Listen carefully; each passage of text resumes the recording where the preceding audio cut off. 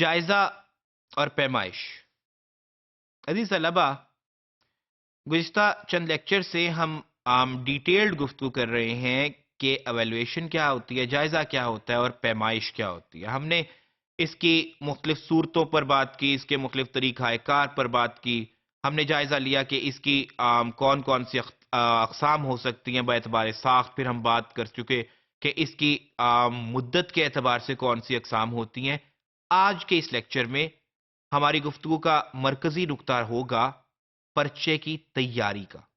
یعنی آپ اسیسمنٹ تو کر رہے ہیں، ٹھیک ہے، آپ منتھلی اسیسمنٹ کر رہے ہیں، آپ اینول اسیسمنٹ کر رہے ہیں، آپ سیمیسٹر وائز کر رہے ہیں، واٹس ایور دا کیس میں بھی، یا اگر آپ ساخت کے اعتبار سے کر رہے ہیں، معروضی نوعیت کی ہے، جو بھی ہے، آپ بہرحال کویسچنیئر بناتے ہیں، ایک آپ پرچہ بناتے ہیں۔ تو پرچے کی تیاری کیسے ہوتی ہے، پرچے کی تیاری کس طرح سے ہوتی ہے، اس کے مختلف مراحل ہوتے ہیں، اس کا مختلف طریقہ کار ہوتا ہے۔ ہم اس لیکچر میں مرتکز رہیں گے پرچے کی تیاری کے حوالے سے۔ اس سلسلہ میں سب سے پہلے ہم بات کریں گے منصوبہ بندی پر، پلاننگ پر۔ یہ منصوبہ بندی کیا ہوتی ہے؟ اس کا نصابی نوعیت کا جواب تو یہ ہے کہ منصوبہ بندی میں مقاصد کا تعین کرنا، نفس مضمون کا تعین کرنا اور امتحانی خاکہ بنانا شامل ہے۔ تین پہلو ہمارے سامنے اس تعریف کے ذریعے آتے ہیں، جس میں پہلا ہے مقاصد کا تعین، دوسرا ہے نفس مضمون کا تعین، اور تیسرا ہے امتحانی خاکہ کیسے بنایا جائے گا، امتحانی خاکہ بنانا کسے کہتے ہیں۔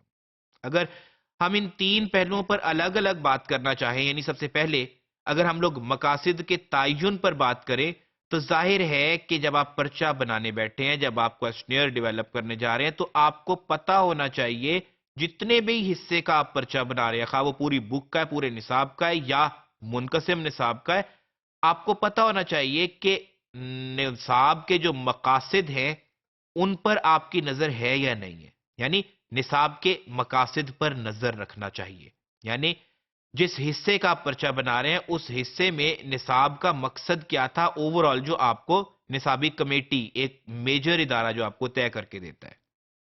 پھر اس کے علاوہ معلم کے طے کردہ مقاصد کا تعین بھی کرنا ضروری ہوتا ہے، ان پر نظر رکھنا بھی ضروری ہے، کیونکہ ہر کلاس کا معیار ایک جیسا نہیں ہوتا۔ ضروری نہیں ہے کہ اگر لاہور شہر میں دوسری جماعت میں پڑھنے والا بچہ کوئی خاص معیار رکھتا ہے تو کسی پسماندہ علاقے میں بھی ایسا ہی ہو، تو پسماندہ علاقے کا ٹیچر جو ہوگا، جو معلم ہوگا، اس کے کچھ اپنے بھی مقاصد ہوں گے جو اس نے دیکھنے ہوں گے کہ وہ حاصل کر پایا یا نہیں کر پایا۔ پھر مقاصد کے تعین کے سلسلہ میں ساتھ ہی ساتھ یہ دیکھنا چاہیے کہ مقاصد اور سوالات کا تعلق، جو آپ پرچے میں سوالات ڈال رہے ہیں، جو شامل کر رہے ہیں، وہ واقعی آپ کے مقاصد کو سرو کر رہے ہیں یا نہیں کر رہے۔ دوسرا نقطہ جو ہم نے کہا تھا وہ تھا نفس مضمون کا تعین، یعنی جو کچھ آپ پڑھا رہے ہیں اس کا تعین کیا جائے۔ پہلا اس میں کیا ہے کہ زیر امتحان عنوانات کا تعین۔ آپ سب سے پہلے یہ دیکھ لیجئے کہ کون کون سی چیزیں ہیں جو آپ نے اپنے کویسچنر میں شامل کرنی ہے۔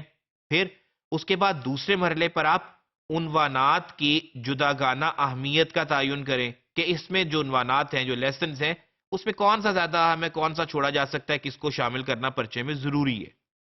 پھر اس کے بعد عنوانات سے متعلقہ سوالات آپ جنریٹ کرتے ہیں۔ ظاہر ہے جو بھی آپ نے لیسنز پڑھائے ہیں ان میں سے سوالات آپ کو جنریٹ کرنا ہے۔ تیسرا مرحلہ ہے امتحانی خاکہ بنانے کا، یعنی پرچے میں اہم جو عنوانات ہیں ان کی موجودگی ہے یا نہیں، وہ سارے کے سارے امپورٹنٹ نقطے آ گئے جو آپ شامل کرنا چاہتے ہیں یا نہیں۔ پھر دوسرا، زیر امتحان عنوانات اور تعلیمی مقاصد میں کوئی میل جول ہے، کوئی لگا کھا رہے ہیں یا نہیں کھا رہے۔ آپ کے مقاصد حاصل ہونا obviously بنیادی ضرورت ہے۔ اس کے بعد ہے پرچے میں عنوانات اور مقاصد کا اہمیتی تناسب۔ جو آپ نے عنوانات شامل کی ہیں ان کی اہمیت کیا ہے، جو آپ نے پرچے میں سوالات ڈالے ہیں ان کی اہمیت کیا ہے، اور آپ تمام مقاصد حاصل کر رہے ہیں یا نہیں۔ اس تناسب کو مینٹین کرنا ہوتا ہے کہ اہم عنوانات بھی آ جائیں اور تمام کے تمام تر مقاصد بھی حاصل ہو جائیں۔ تو منصوبہ بندی میں ان باتوں کو ملحوظ خاطر رکھنا ضروری ہے جب آپ پرچہ بنا رہے ہوں، پرچے کی تیاری کر رہے ہوں۔